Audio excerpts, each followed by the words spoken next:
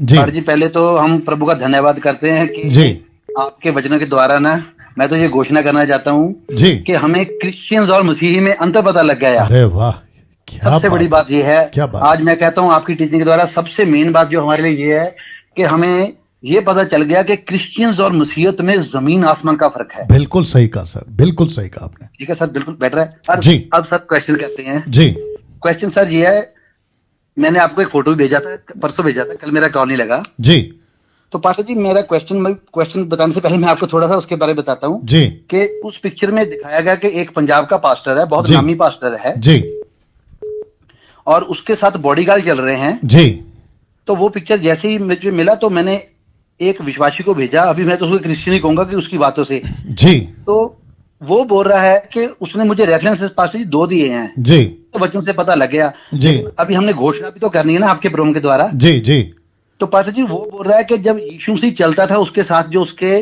चेले चलते थे वो उसके बॉडीगार्ड थे। जी क्योंकि वो बोल रहा है कि जब उसको, जिस औरत को 12 वर्ष का रोग था ना, जी। वो उसको टच नहीं कर सकी, क्योंकि अगर इस तरह उसके पास सभी जाते तो यीशु मसीह के कपड़े तक वो पाड़ देते खींच खींच के। जी। तो कहता है कि उस वक्त उसके चेले उसका बॉडीगार्ड का काम भी करते थे। ओके। और उसके बाद सर जी उसने एक रेफरेंस और मुझे दिया। जी वो बोल रहा है जिस रात यीशु पकड़वाया गया ना, जी तो उस रात भी उसको जब वो सेना पकड़ने आई, जी। सिपाही पकड़ने आई, जी तो जो पतरस था उसने तलवार निकाली और उसका कान उड़ा दिया। जी तो वो बोल रहा है कि अगर यीशु का वो बॉडीगार्ड नहीं था, फिर उसने ये कार्य क्यों किया। जी तो सर आज ये 2 रेफरेंस ले रहे हैं ये लोग, और भी इनके पास रेफरेंस होंगे, क्योंकि शैतान को वचन का ट्विस्ट करने का बहुत शौक है। जी बिल्कुल तो पास्टर जी, एक तो आप ये बात क्लियर कीजिए। बिल्कुल करूंगा सर, बिल्कुल ठीक है जी। करूंगा और जी। एक सर, एक क्वेश्चन सेकंड और है, पहला इसको दोनों करने, आपने पहला इसको करने इकट्ठे दो बताने हैं। सर, पहला इसको करने दो, पहला इसको करने दो। जी जी सर, जी जी जी, बहुत बहुत शुक्रिया, बने रहे लाइन में, ठीक है ना। दोस्तों आपने सवाल सुन लिया, मैं इसको रिपीट नहीं करूंगा क्योंकि मेरे पास में टाइम कम है। ये कह रहे हैं कि यीशु के साथ में यीशु के 12 चेले चलते थे, 12 के अलावा 70 भी चलते थे। मराठी ट्रांसलेशन कहता है नॉट 70 बट 72। एनीवे कोई बात नहीं, 70 हो या 72, लेकिन ये साथ में चलते थे। तो मैं, और फिर ये कह रहे हैं कि जैसे उनके साथ में थे इसके लिए चलते, वो जो पंजाब का कोई सो कॉल्ड फेमस, उसके साथ में भी बॉडीगार्ड चलते हैं, उसका सहारा लेकर ये बॉडीगार्ड को रखते हैं और कहते हैं कि देखो लोग इनको ना छू पाएं, जैसे यीशु को नहीं छू पाते थे, उसके चलते ये सहारा लेकर बातों को करते हैं ना।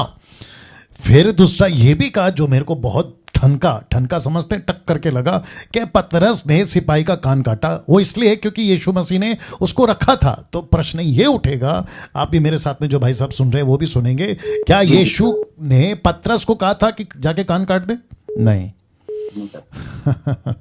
अगर कोई व्यक्ति इस वचन का ऐसा सहारा लेता है कि कहता है कि पतरस को इसलिए रखा था कि वो उसका कान काटे, और इसी के चलते हमने भी बॉडीगार्ड रखे बंदूक के साथ और तलवार के साथ, तो फिर प्रश्न उठेगा क्या यीशु ने कहा था कि पतरस को जा उसका कान काट दे? अगर यीशु ने कहा था कि जाके पतरस उसका कान काट दे, तो फिर यीशु ही उसके कान को जोड़ देता। ये क्या लॉजिक है? तो टोटल गलत। यीशु को इस तरीके से पेश करने वाला मूर्ख नहीं, महामूर्ख है, वो चाहे कोई भी क्यों ना हो, कहीं का भी क्यों ना हो। दूसरी चीज, बहुत सटीक सुनिएगा भैया, और जितने दर्शक हैं 1500 के ऊपर वो भी सुनिएगा, क्या यीशु कभी अकेला नहीं हुआ? मैं बताता हूं कहां कहां। अगर ये कहते ना कि यीशु के साथ हमेशा रहते थे, तो फिर मैं पूछूंगा, मत्ती की किताब 10 में 12 को भेजा कि जाओ राज्य का प्रचार करो, तब यीशु के साथ कौन था? दूसरा, उसने लूका के 10 में 70 को भेजा, तब यीशु के साथ कौन था? तीसरा, जब यीशु ने यूहन्ना की किताब 4 अध्याय में, वो जो औरत थी ना जो कुएं के पास पानी भरने आई थी, वहां यीशु अकेला था लेकिन उसके चेले नहीं थे, तो वहां यीशु बॉडीगार्ड के साथ में क्यों नहीं था? तो फिर इसको भी कहेंगे कि मूर्खता। तो जिसके चलते भाई साहब ये वचन को लेके थोड़ मरोड़ के पेश करते। आपने और एक कहा कि उनके हिसाब से, आपने कहा कि 12 साल से लहू बहने वाली औरत यीशु को ना छू सके, जिसके चलते वो लोग वहां पे थे। तो मैं पूछना चाहता हूं, क्या यीशु मसीह ने कहा था कि भीड़ को रोको, उनको मुझे छूने मत दो? ऐसा एक वचन कोई निकाल के बता दे कि यीशु ने खुद कहा हो कि भीड़ को रोको, मेरे पास आने मत दो, बल्कि ऐसे वचन लिखे हैं कि भीड़ को आने दो, बच्चों को आने दो, मुझे छूने दो, ऐसा वचन है। क्या बात करते हैं ये लोग जी? या तो मैं समझता हूं कि ऐसा टोटल बातों को करना अच्छा, जो बॉडीगार्ड लेकर घूमता है उनका अपना कोई प्रॉब्लम होगा, उनको अपना कोई डर लगता होगा, उनकी कोई अपनी समस्या होगी, लेकिन बाइबल के अंदर बॉडीगार्ड लेकर घूमना मना है। दूसरे शब्दों में आपको क्यों चाहिए बॉडीगार्ड? अच्छा, एक आखिरी चीज, उसके बाद आप बात कर लीजिएगा भैया। जी जी।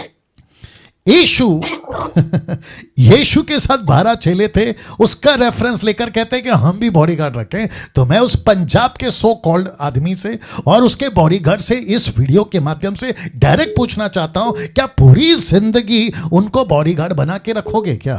उनको नहीं है वचन, उनको नहीं कहा जाके चेला बनाओ, उनको नहीं कहा जाके सुसमाचार सुनाओ, तो उनको बॉडीगार्ड बनाने वाला कॉन्सेप्ट बाइबल में कहां पर है? तुमको चेला बनना है, तुमको चेला बनाना है। तुम जिसको बॉडीगार्ड रखे हो उनको भी यही सिखाना है। अगर सेवा का डर इतना है कि तुमको बंदूक लेकर घूमना पड़ रहा है तो सेवा छोड़ दो। जी भैया, आगे पूछिए।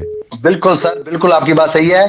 क्या वो आज के बॉडीगार्ड को तैयार कर रहे हैं कि जाइए आप भी सुसमाचार प्रचार कीजिए? उनके बॉडीगार्ड ने सर बाइबल को मेरे ख्याल में देखा भी नहीं होगा, उनका काम ही नहीं है ये। बिल्कुल सर। अब नेक्स्ट